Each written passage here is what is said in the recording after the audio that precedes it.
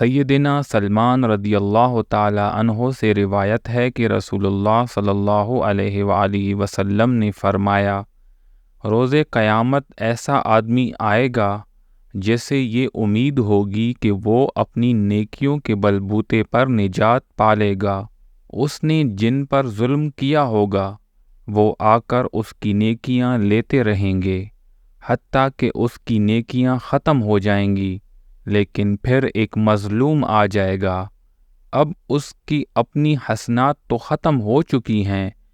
لہٰذا مظلوم کی برائیاں اس کے کھاتے میں ڈال دی جائیں گی۔ سیدنا جابر رضی اللہ تعالی عنہ بیان کرتے ہیں کہ رسول اللہ صلی اللہ علیہ وآلہ وسلم نے فرمایا، بعض اہل توحید کو جہنم میں عذاب دیا جائے گا حتیٰ کہ وہ جل جل کر کوئلہ ہو جائیں گے، پھر اللہ کی رحمت ان کو پا لے گی، انہیں نکالا جائے گا، جنت کے دروازوں پر لایا جائے گا، جنتی لوگ ان پر پانی چھڑکیں گے اور ان کا جسم یوں اگے گا جیسے سیلاب کے بہاؤ سے جمع ہونے والے کوڑا کرکٹ میں بیج سے پودا اگتا ہے، پھر انہیں جنت میں داخل کر دیا جائے گا۔ سیدنا ابو ہریرہ رضی اللہ تعالی عنہ بیان کرتے ہیں کہ رسول اللہ صلی اللہ علیہ وآلہ وسلم نے فرمایا، زمانے کو برا بھلا نہ کہا کرو، کیونکہ اللہ تعالیٰ نے فرمایا، میں زمانہ ہوں، میں دنوں اور راتوں کی تجدید کرتا ہوں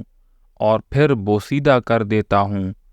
اور بادشاہوں کو بھی یکے بعد دیگر بدلا کر لاتا ہوں۔ سیدنا جابر بن عبداللہ رضی اللہ تعالی عنہ سے روایت ہے کہ رسول اللہ صلی اللہ علیہ وآلہ وسلم نے فرمایا،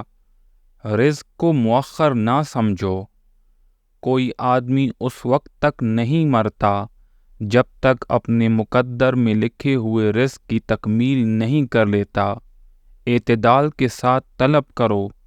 یعنی حلال چیز استعمال کرو اور حرام کو ترک کر دو۔